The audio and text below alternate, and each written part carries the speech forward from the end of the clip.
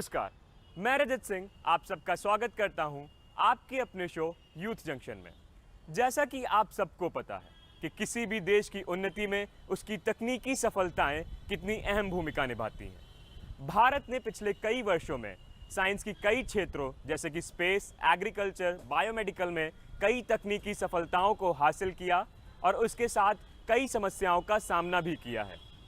इन समस्याओं को अपने ही देश के युवाओं द्वारा सुलझाने के लिए भारत सरकार पिछले 3 वर्षों से स्मार्ट इंडिया हैकाथॉन नामक आयोजन करती आ रही है। ये आयोजन इस क्षेत्र में एक सफल प्रयास है। तो आइए जानते हैं इस वर्ष के स्मार्ट इंडिया हैकाथॉन के बारे में। स्मार्ट इंडिया हैकाथॉन 2019 देश में उद्यमिता और उद्यमिता के माध्यम से रोजगार को बढ़ावा देने के उद्देश्य से प्रधानमंत्री नरेंद्र मोदी जी की महत्वाकांक्षी मेक इन इंडिया योजना की शुरुआत 2014 में की गई। इसी के दूसरे चरण में स्टार्टअप इंडिया की शुरुआत 2016 में की गई, जिससे नए उद्यमियों को आर्थिक सहायता पहुंचाने के साथ ऐसे प्रशिक्षण की भी व्यवस्था की गई जिससे उद्यमी अलग अलग किस्म के रोजगारों की तकनीकी और आर्थिक बारीकियां सीख सकें। इसी क्रम में 2017 में भारत सरकार के मानव संसाधन विकास मंत्रालय और अखिल भारतीय तकनीकी शिक्षा परिषद के संयुक्त उपक्रम के तहत स्मार्ट इंडिया हैकाथॉन की शुरुआत की गई। देश की पहली हैकाथॉन सॉफ्टवेयर तथा सेवा आधारित थी, जिसमें करीब 40,000 बच्चों ने भाग लिया। 2018 में पहली बार हार्डवेयर हैकाथॉन का आयोजन किया गया। हैकाथॉन 2019 में अखिल भारतीय तकनीकी शिक्षा परिषद ने देश भर से प्राप्त 20,000 से भी ज्यादा सुझावों में से 250 सुझावों को स्वीकृत करते हुए देश भर से चयनित करीब 1500 छात्र छात्राओं की 250 टीमों ने हैकाथॉन 2019 के लिए देश भर में निर्धारित किए गए 18 नोडल केंद्रों में भाग लिए, जिसमें IIT कानपुर भी शामिल रहा। So इस बार is the second hardware hackathon, which is for 5 days. IIT Kanpur is proud in hosting this event. इस बार there are 92 students, out of which 2/3 is boys and 1/3 we are having girl participation. एक team में exclusive girls भी है। And interesting चीज़ क्या है, इसमें first year बच्चे एक टीम बना के they have come from Aligarh Muslim University. So इस कार्यक्रम का पूरा मिशन है to convert POC, proof of concept अच्छा है, उधर से हम कैसे प्रोडक्ट बना देंगे। अपना जो हार्डवेयर हैकाथन है, इसका मुख्य उद्देश्य है कि जो यंग जनरेशन, जो यंग पॉपुलेशन है हमारे कंट्री की, वो किसी पर्टिकुलर प्रॉब्लम पे कितना विचार कर सकती है, उस पर कितना डिलीवर कर सकती है। उसी के अंतर्गत इस समय हम लोग 18 सेंटर्स पे काम कर रहे हैं। वहाँ पे इस कानपुर सेंटर पे 12 टीम्स आई हुई हैं जो भिन्न भिन्न प्रकार की प्रॉब्लम जैसे कि रोबोटिक्स, हेल्थ साइंस पे काम करेगी। इसमें सबसे इन 5 दिन तक उनकी जजिंग भी होगी। उस जजिंग में क्राइटेरिया देखा जाएगा कि उनका सोल्यूशन जो है वो कितना तर्कसंगत है, उसमें किस टेक्नोलॉजी यूज की गई है और उसमें एग्जैक्टली वो कितना डिलीवर कर पा रहे हैं एज ए रिजल्ट। PM ने एक सपना देखा है कि भारत को किस तरह से विश्वगुरु बनाएं। उसके दिशा में एक कार्यक्रम को ले जाते हुए हैकाथॉन का आयोजन किया गया। हैकाथॉन बहुत दिनों से आयोजित होता रहा है हर जगह, लेकिन कभी भी मिनिस्ट्रीज़ अपनी प्रॉब्लम को लेके, समस्याओं को लेके स्टूडेंट या नए जो हमारे विचार हैं उसके सामने नहीं आती थी। तो PM के विजन को उन्होंने साकार करने के लिए 2017 में भारत सरकार की तमाम मिनिस्ट्रीज़ ने, पहली बार में कोई 24 मिनिस्ट्रीज़ ने हमारे को एक प्रॉब्लम स्टेटमेंट दिया, जिसमें कि टेक्निकल इंस्टीट्यूशन को हमने पार्टिसिपेट करवाया और उन्होंने हमें सॉल्यूशंस बताए, जिसमें कि सॉल्यूशंस जो थे वो रोज़मर्रा के प्रॉब्लम्स जो फेस करते हैं लोग ट्रैवल करते समय, पानी के लिए, बिजली के लिए, उसको किस तरह से दूर किया जाए, वो आगे ले जाने का कार्यक्रम किया। IIT कानपुर में देश भर से आई 12 टीमों के 76 प्रतियोगी छात्र छात्राओं के साथ 24 मेंटरों ने भाग लिया। टीमों ने मिश्रित समस्याओं को चुना जो ड्रोन, रोबोटिक्स, कचरा प्रबंधन और बायोमेडिकल पर आधारित थी। कार्यक्रम का राष्ट्रीय उद्घाटन मानव संसाधन मंत्री रमेश पोखरियाल निशंक ने किया। कार्यक्रम में अखिल भारतीय तकनीकी शिक्षा परिषद के प्रमुख अनिल सहस्त्रबुद्धे शामिल रहे। वहीं आईआईटी कानपुर में लगातार 5 दिनों तक आईआईटी कैंपस में चलने वाली इस प्रतियोगिता में छात्र छात्राओं ने अपनी बौद्धिक क्षमता का परिचय देते हुए ड्रोन, रोबोट, मेडिकल और कचरा निष्पादन से जुड़ी समस्याओं को सुलझाने के लिए अलग-अलग प्रोटोटाइप तैयार किया। इस दौरान कई स्तरों पर वरिष्ठ विशेषज्ञों, आईआईटी के प्रोफेसरों और अखिल भारतीय तकनीकी परिषद के प्रतिनिधियों के पैनल ने छात्र छात्राओं के कार्य को जांचा और परखा। टीमों का मूल्यांकन उत्पाद की तकनीकी उपयोगिता के साथ आर्थिक संभावनाओं के आधार पर भी किया गया। लगातार 5 दिनों तक चली हैकेथॉन प्रतियोगिता के अंतिम दिन 12 जुलाई को सभी प्रतिभागी छात्र छात्राओं ने कड़ी मेहनत के बाद निर्माण किए गए प्रोटोटाइप को निर्णायक दल के समक्ष प्रस्तुत किया।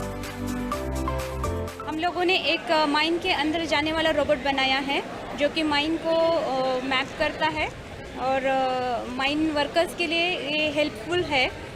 यहाँ पे हम लोग 5 दिन से आए हैं ये कंपटीशन के लिए स्मार्ट इंडिया हैकाथॉन, जो कि श्री नरेंद्र मोदी हमारे जो प्राइम मिनिस्टर है उन्होंने ये जो प्लेटफॉर्म दिया है युवा इंजीनियर्स को इस देश के, उसके लिए हम उनका बहुत बड़ा धन्यवाद करते हैं। We come up with a product. This is automatic plaster sealing. It comes with PLC based programming system. It is fully automatic. It has two components. One is the spraying unit and another one is pumping unit. Both are synchronized and programmed such a way that it plasters the roof. हमने ये SIH hardware addition 2019 में जो अपना product बनाया है वो है एक स्मार्ट नर्स।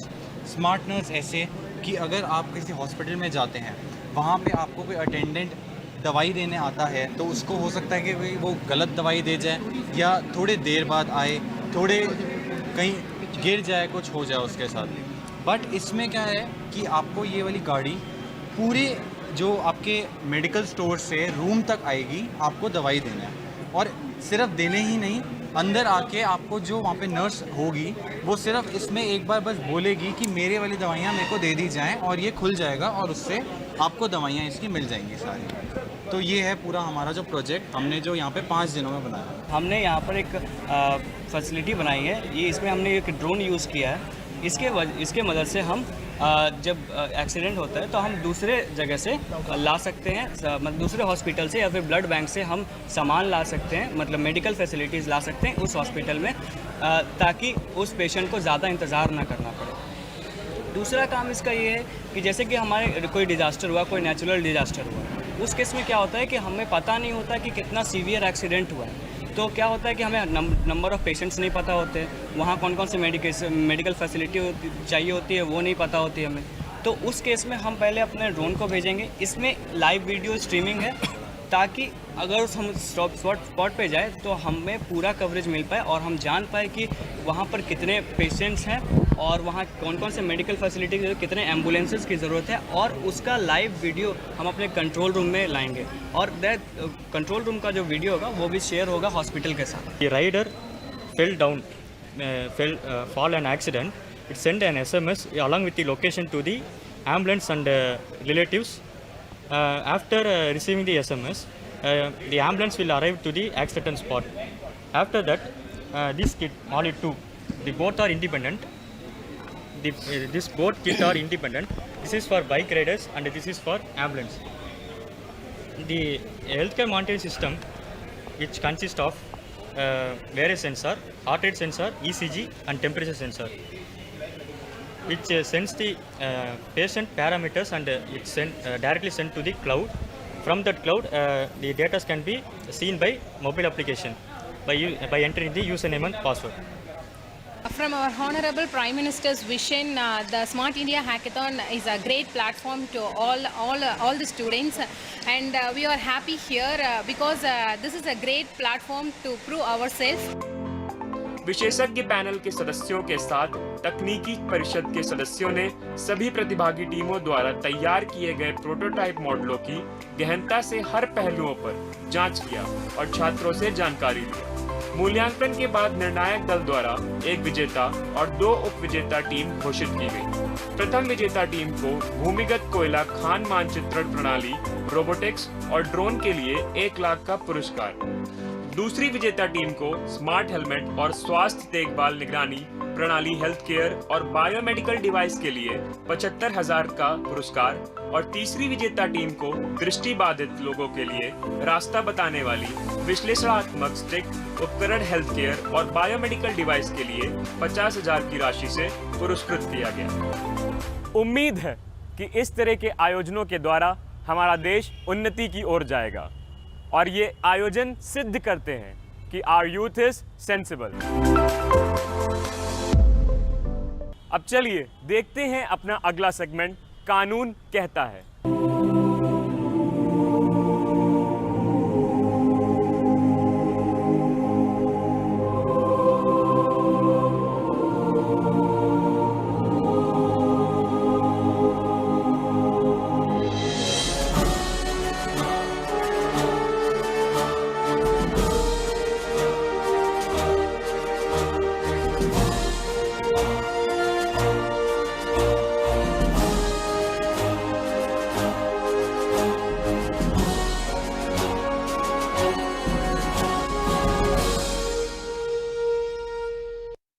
नमस्कार दोस्तों, कानून कहता है में आज हम बात करेंगे रेरा यानी रियल एस्टेट विनियम और विकास अधिनियम के बारे में।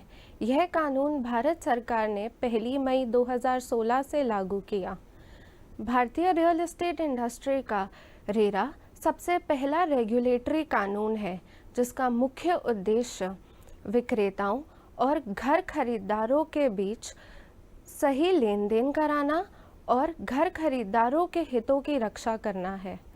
रेरा कानून के तहत सभी राज्यों के लिए अपने अपने रेगुलेटर नियुक्त करना और उनके लिए नियम बनाना अनिवार्य है।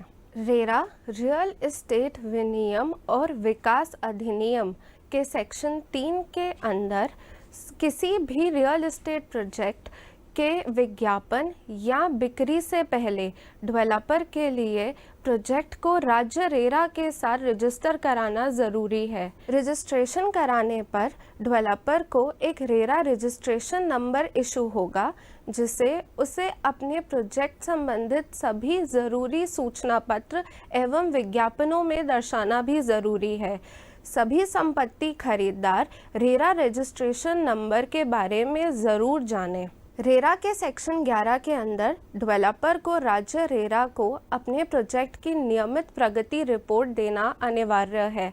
इसके ज़रिए खरीदार जो हैं रेरा की वेबसाइट से अपने प्रोजेक्ट की प्रगति को मालूम कर सकते हैं। रेरा के सेक्शन 13 के अंदर कोई भी डेवलपर अपने खरीदार से प्रोजेक्ट की कुल राशि के 10% से ज़्यादा बुकिंग अमाउंट नहीं ले सकता। घर खरीदारों की मुख्य शिकायत ये रहती थी कि प्रोजेक्ट कभी भी नियमित रूप से उनको नहीं मिल पाता था और प्रोजेक्ट देने में बहुत देरी हो जाती थी। रेरा से इस पर बहुत अच्छे से रोक लगी है। अब कोई भी डेवलपर प्रोजेक्ट के राशि का 70% उसको एक अलग खाते में जमा करना होगा और उस राशि को सिर्फ और सिर्फ प्रोजेक्ट के निर्माण कार्यों के लिए ही प्रयोग किया जा सकता है। सेक्शन 14 के अंदर बिना खरीदार की अनुमति के कोई भी डेवलपर प्रोजेक्ट के अंदर कोई भी बड़े बदलाव नहीं ला सकता। रेरा के सेक्शन 19 के अंदर घर खरीदारों को कुछ बड़े अधिकार दिए गए हैं, जैसे कि डेवलपर से प्रोजेक्ट के संबंधित सारे प्लान्स और ज़रूरी दस्तावेज़ों को ले पाना, उसकी प्रोजेक्ट की नियमित प्रगति रिपोर्ट ले पाना। कोई भी डेवलपर यदि प्रोजेक्ट देने में अनावश्यक देरी करता है या एग्रीमेंट का पूरी तरह से पालन नहीं करता है तो घर खरीदार डेवलपर से चुकाई हुई पूरी राशि ब्याज के साथ वापस मांग सकते हैं। रेरा के सेक्शन 31 के अंदर शिकायतकर्ता शिकायत या तो रेगुलेटरी अथॉरिटी या निर्णायक अधिकारी के पास लिखित रूप में दर्ज करा सकते हैं। यह शिकायत या तो राज्य रेरा के फॉर्म M या रेरा की वेबसाइट पर जाकर दर्ज कराई जा सकती है। शिकायत करते हुए फॉर्म में कुछ ज़रूरी जानकारी देना ज़रूरी है, जैसे कि पीड़ित खरीदार का नाम, पता, कॉन्टैक्ट नंबर, प्रोजेक्ट का नाम, पता, उसका रेरा रजिस्ट्रेशन नंबर, प्रोजेक्ट की कुल राशि, चुकाई हुई राशि और शिकायत संबंधित ज़रूरी जानकारी को देना आवश्यक है। रेरा के 6 महत्वपूर्ण नियम इस प्रकार हैं। पहला, शपथ पत्र। हर डेवलपर को राज्य रेरा के पास एक शपथ पत्र देना अनिवार्य है। Possession date will be sacrosanct. Agreement के अंदर खरीदार को जो भी पोजेशन डेट दी गई है उसके अंदर ही खरीदार को संपत्ति की पोजेशन देना भी अनिवार्य है। Clear title of the land and project. Her developer के लिए अपना नाम और प्रोजेक्ट का क्लियर टाइटल अग्रीमेंट के अंदर दर्शाना भी अनिवार्य है। Free from इनकम्बरेंसेस। प्रोजेक्ट लैंड के अंदर कोई भी इलीगैलिटी नहीं हो सकती। डेवलपर को प्रोजेक्ट रजिस्टर कराने से पहले उससे रिलेटेड सभी लीगल प्रोसेसेस पूरे करने होंगे। Maintaining a separate account. Project को देरी से देने की मुख्य वजह ही यह होती थी कि डेवलपर्स पैसा लेकर उसी पैसे को किसी दूसरे प्रोजेक्ट में लगा दिया करते थे। अब वह ऐसा नहीं कर सकते क्योंकि उन्हें जमा हुई राशि का 70% एक अलग बैंक खाते में जमा करना ज़रूरी है। रेरा के किसी भी नियम के पालन को ना करना एक अपराध है। रेरा का एक मुख्य लाभ यह है कि इसके अंदर दर्ज हुई हर शिकायत का 60 दिन में निवारण करना ज़रूरी है। अगर कोई भी डेवलपर रेरा के नियमों का पालन नहीं करता या रेरा के दिए निर्देश का उल्लंघन करता है तो उसके ऊपर कानूनी कार्यवाही करी जा सकती है या उस पर जुर्माना भी लगाया जा सकता है। जैसे अगर कोई भी डेवलपर बिना प्रोजेक्ट की रजिस्ट्रेशन के उसका विज्ञापन करता है या उसकी बिक्री शुरू करता है तो उसके ऊपर 3 साल की कैद की सज़ा या प्रोजेक्ट की कुल राशि का 10% तक जुर्माना भरने को कहा जा सकता है। आइए अब बढ़ते हैं अपने अगले सेगमेंट की ओर और देखते हैं उम्मीद की किरण।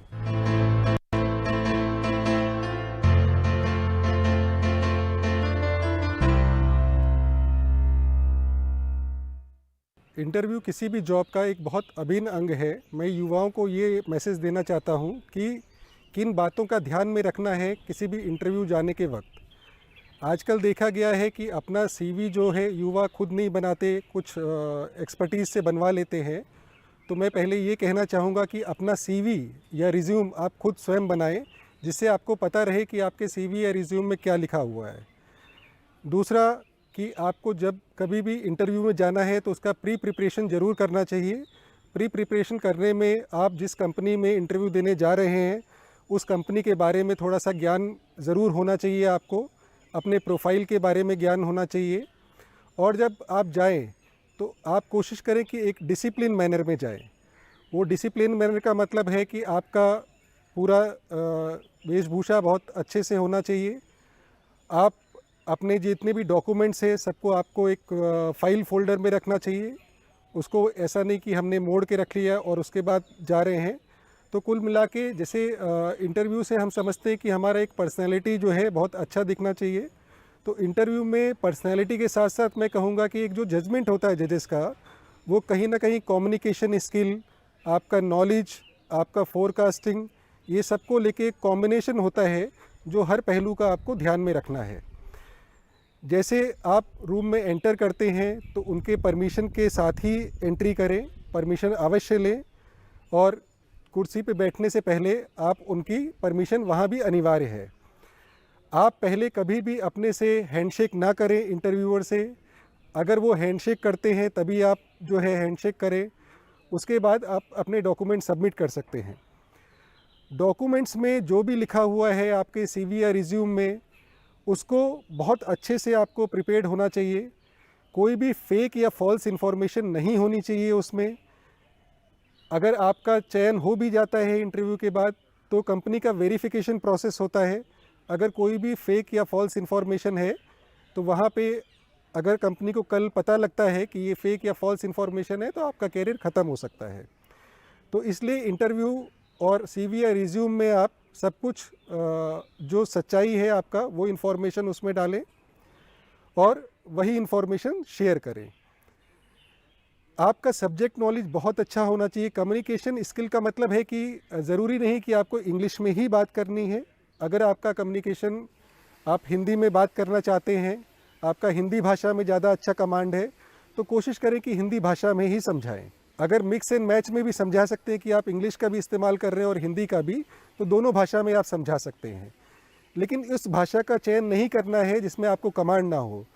कई बार देखा गया है कि लोग इंग्लिश बोलने के चक्कर में कि उनको प्रभाव बहुत अच्छा पड़ेगा, बहुत प्रभावित होंगे इंटरव्यूअर, वो गलत बोल जाते हैं। वहाँ ग्रामेटिकल मिस्टेक और ये सब का बात नहीं होता, लेकिन आपका कॉन्फिडेंस लेवल कहीं ना कहीं खो जाता है।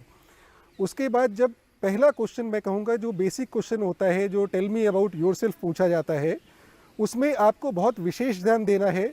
उसमें आपको अपने बारे में ही बताना है। अपने बारे में बताने का मतलब कि आपने स्कूल कॉलेज कहाँ से किया है, आपका अचीवमेंट क्या हुआ है, इस बारे में ज़्यादा आपको फोकस करना है। कई बार हम देखते हैं कि हम लोग ऐसी बातें बताने लगते हैं जो इंटरव्यूअर के मतलब की नहीं रहती। जैसे हम अपने परिवार के बारे में बताने लगते हैं, हम अपने भाई बहन के बारे में बताने लगते हैं। टेल मी अबाउट योरसेल्फ जो पहला क्वेश्चन है, प्रथम क्वेश्चन है, उसको बहुत गंभीरता से लेना है और अपने एकेडमिक क्वालिफिकेशन और अचीवमेंट के बारे में ही बताना है। जब दूसरा क्वेश्चन आएगा tell me about your family, तो दोनों क्वेश्चन अलग अलग हैं। टेल मी अबाउट योरसेल्फ और tell me about your family. दूसरा, आप अगर टेक्निकल इंटरव्यू में जा रहे हैं, आप इंजीनियर हैं, तो आपका सब्जेक्ट नॉलेज अच्छा होना चाहिए। हमें अपने किसी भी इंस्टीट्यूट से जिससे मैं पास आउट हूँ उसका कभी बुराई नहीं करना है कि वहाँ पे सर पढ़ाया नहीं गया, वहाँ पे टीचर्स नहीं आते थे। हमारा सब्जेक्ट नॉलेज क्या है पिछले 3 साल में, हमें अपना शॉर्ट एनालिसिस खुद करना चाहिए। जैसे स्ट्रेंथ है, मेरा स्ट्रेंथ क्या है, मेरा वीकनेस क्या है, अपॉर्चुनिटीज़ क्या है, थ्रेट्स क्या है। तो अपने वीकनेस पे आपको एक पॉइंट पता होना चाहिए और वीकनेस वो डिस्कस करना चाहिए कि जिसमें हमें पता है कि इस वीकनेस को मैं कैसे आगे इसको स्ट्रेंथ में कन्वर्ट कर सकता हूँ। तो जैसे मेरा कम्युनिकेशन स्किल अगर इंग्लिश अच्छी नहीं है तो मैं इंटरव्यूअर को ये बताऊँ कि सर ये मेरा एक वीक एरिया है और मैं इस पे प्रयास कर रहा हूँ, मैं कोशिश कर रहा हूँ जिसको मैं 1 साल में इसको स्ट्रेंथ में कन्वर्ट कर लूँगा। उसके बाद आपके स्ट्रेंथ पे अगर पूछा जाता है तो स्ट्रेंथ हमें ये नहीं बताना कि हम बहुत अच्छे क्रिकेटर हैं या बहुत अच्छे सिंगर हैं। हमें अपना स्ट्रेंथ ये बताना है कि जो कंपनी के लिए लाभदायक हो। मेरे स्ट्रेंथ से कंपनी को कैसे फ़ायदा होगा, हमें उससे रिलेट करना है। उसके बाद जो हमारा टेक्निकल कोर सब्जेक्ट है, जैसे मैं अगर ऑटोमोबाइल की बात करता हूँ तो ऑटोमोबाइल का हमें परिभाषा से लेके उसका लेआउट, इंजन सिस्टम क्या है, ट्रांसमिशन क्या है, उसके बाद डिफरेंशियल सिस्टम क्या है, इसका बेसिक नॉलेज होना चाहिए। बेसिक नॉलेज के बाद आप उसमें अपने प्रोजेक्ट को भी मेंशन करते हैं। तो प्रोजेक्ट ऐसा नहीं कि हमने कुछ भी मेंशन कर दिया। अगर हम प्रोजेक्ट के बारे में ब्रीफ करने के लिए बोलता है इंटरव्यूअर, तो हमें उतनी नॉलेज होनी चाहिए कि हम उसे ब्रीफ कर सकें। और उसके बाद जैसे आप कंपनी के लिए आप क्या योगदान दे सकते हो, अपने आप को कंपनी में किस स्थिति में अगले 5 साल में आप देखते हो, किस पोजीशन पे देखते हो, ये एक फोरकास्टिंग होती है कि आपका फोरकास्ट कैसा है, आपका अप्रोच कैसा है अपनी पोजीशन को लेके। तो उसको भी आपका एक प्रिपरेशन रहना चाहिए। इंटरव्यू की प्रिपरेशन के लिए ज़रूरी नहीं है कि किसी एक्सपर्ट के पास आप जाएं। आप अपने क्या बोलते हैं, जो लोकल एरिया है, जो लोग काफ़ी पास आउट कर चुके हैं, जो पहले से कंपनी में काम कर रहे हैं, मेरे हिसाब से उनके पास जाके अगर आप गाइडेंस लेंगे तो आपको बेटर पता लगेगा कि इंटरव्यू में हमें क्या क्या कहना है। इंटरव्यू स्किल एक दिन में डेवलप होना बहुत मुश्किल है। इसके लिए आपको निरंतर प्रयास करना पड़ेगा और एक्सपर्ट्स के साथ साथ आपको अपने लेवल पे जो एफर्ट करने हैं वो करने पड़ेंगे। कुछ बेसिक क्वेश्चन है जो किसी भी कंपनी में पूछे जाते हैं, जैसे टेल मी अबाउट योरसेल्फ या आपका सब्जेक्ट नॉलेज के बारे में, उसका आपको ज्ञान भली भांति होना ज़रूरी है। तो मैं ये कहना चाहूँगा अंत में अपने युवाओं से 3 चीज़ों का विशेष ध्यान रखें कि आप इंटरव्यूअर का रिस्पेक्ट करें, एक डिसिप्लिन मैनर में रहे, अपने फाइल फोल्डर्स का रखरखाव बहुत अच्छे से करें ताकि एक प्रेजेंटेबल मैनर में आप उनको दे सकें।